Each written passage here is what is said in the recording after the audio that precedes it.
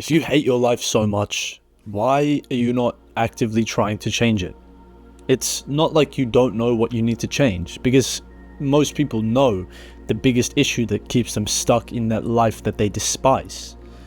Nor is it anything vague either. They specifically are aware of the exact problems that they could solve to completely change everything. It may be their job, it may be their relationship that they've been stuck in, or the city they live in, or even just the habits that they follow every single day. It can be as precise or as extreme as the version of themselves that they have been performing for so long, so many years and decades, that they have no clue what the original ever genuinely was or looked like. You are aware 100% of what is restricting the life that you must lead. And you've known for quite some time now, and it's pretty impossible to deny that if you've clicked on this video and you're still listening to here.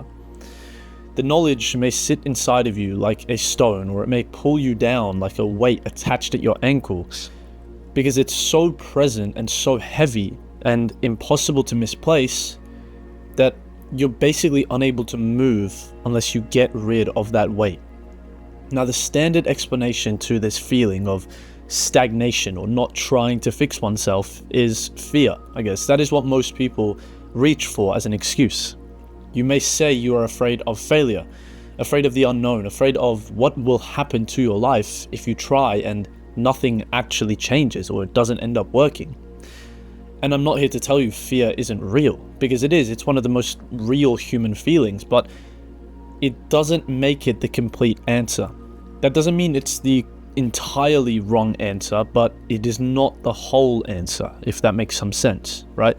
Fear as an excuse is comfortable enough that it lets you off the hook for pretty much everything without actually telling you anything useful to end up solving anything. Fear simply explains to you why you hesitate and doesn't ever end up explaining why you haven't moved in 2 years. It's pretty much just a coping mechanism for the current feeling, yet it completely ignores the context of the situation. So, to an extent, what happens in the people's lives that they lead, which they hate, is identity. Or, I wouldn't say identity happens, but instead, identity is what keeps people stagnant. It's what keeps people living the same life that they want to live for the past 5 years or however long. The life that you currently and actively live and lead, even the parts that you hate, is also the same life that makes sense given who you currently are. The job fits that version of you that took the job. The city fits the version of you that moved to that city. The habit, again, fits the version of you that started that habit.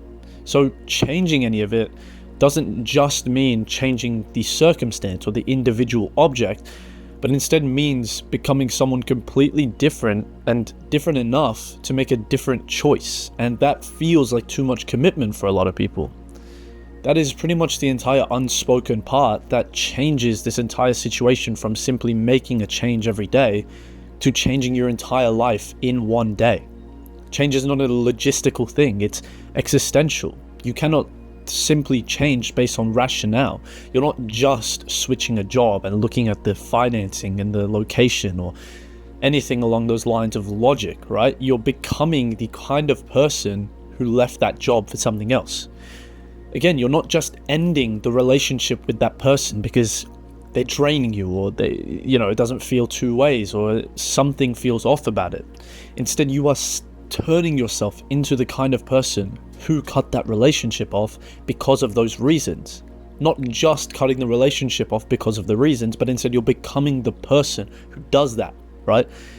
And that entire concept of becoming, the entire idea of doing something to become someone new, the entire actual shift in who you are as a person is far more frightening and incites a lot more fear in the soul than any sort of practical consequence that the change itself may produce. That just changing alone may lead your life to, I guess, inhabit this new existence. So 90%, 99%, I'm making up numbers, but it's all about scale, right? Most people end up staying. And it's not because they cannot leave, but instead because leaving requires them to be someone who hasn't actually fulfilled who they want to be yet. Let me rephrase that. Leaving forces you to make a choice to become someone who you haven't decided to be yet, if that makes sense. I'm just spitballing here. And I think the issue with that is there's another feeling of comfort hidden in that fear, hidden in that change. And it's the comfort of familiar misery. Because some people love their miserable lives. An unhappy life that they know of, and a life that you are aware is unhappy, is a lot less threatening than an unknown life that you don't know if it's going to be terrible or great, right? The specific pain of where you actively are right now has been mapped out, and you are aware of it. You know everything. It's like having a fridge, which is to someone new, horribly organized. Like, why the hell is this there, and this there, and this there, and this there?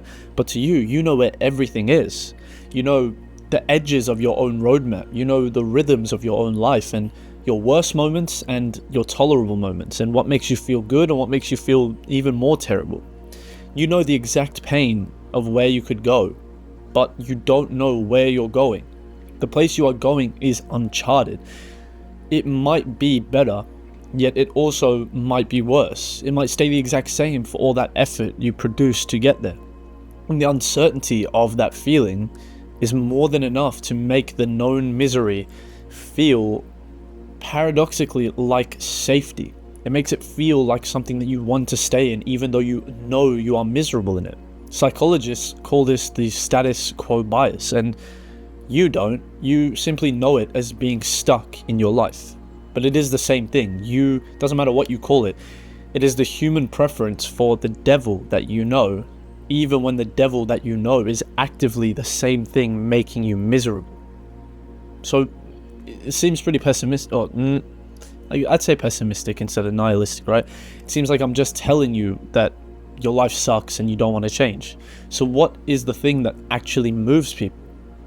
I don't think it's inspiration, as many people have been told. I don't think it's motivation or even discipline. I don't think it's the video that you watch or the right book that you read at the right time or the conversation that you feel would completely change everything. Those things have the potential to crack something open, but they don't produce the movement that actively changes the life that you live.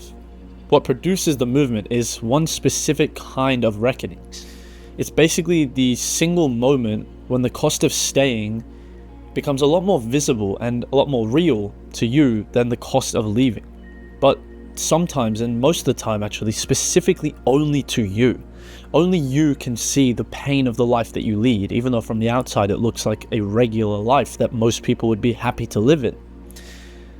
Because it may feel like an imagined cost, but it's not. It's a felt, genuine, psychological, physical, daily cost. And it's accumulating, and it's like a weight that's just growing exponentially. Which is like the weight of continuing to live in the life or in the way that you know is wrong for you, but to everyone else it seems like it's right for you. And eventually, when that weight becomes heavier than the fear of becoming someone else or becoming someone different, people move. Only because they're in a situation where they're basically forced to. And instead of doing it before, they didn't. They do it as soon as they are forced to, instead of when they have the option to, when they have the liberty or the autonomy to. So the question that you must ask yourself is not necessarily how do I overcome the fear, but instead it's whether or not you have let yourself fully feel what staying in this stagnant life is actually costing you. Not in the intellectual or rational sense or logical sense. In your body, in your soul, in the way you live day to day, in the versions of yourself that you see in 10 years if nothing changes. Because if nothing changes, nothing will change. And as self-explanatory as that sounds, most people fail to grasp the concept of that. You yourself already know what it is that must change. Like I was saying at the start of the video, you've just been avoiding it and hiding it, masking it behind the idea of fear. So the question that the title or the first phrase that I asked of you is asking is not a rhetorical question, it's genuine.